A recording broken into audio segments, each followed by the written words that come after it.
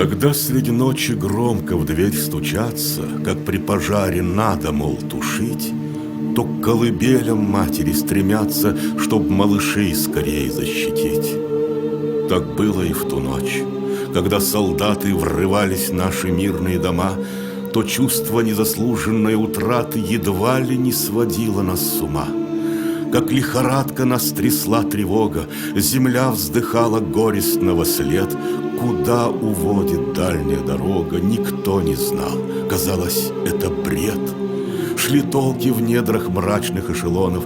Не может быть, наказывать народ. Таких вовеки не было законов.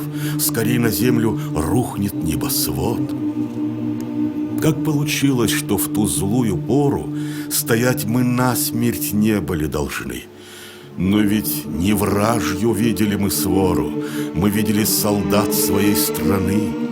Иначе в бой мы бросились бы смело, у горцев так давно заведено. А здесь как быть? Неправедное дело без адвокатов было решено.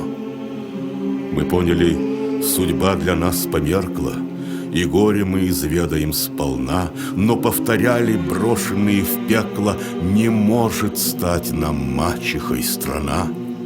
И с участью решили мы смириться, мы, верные отчизны сыновья.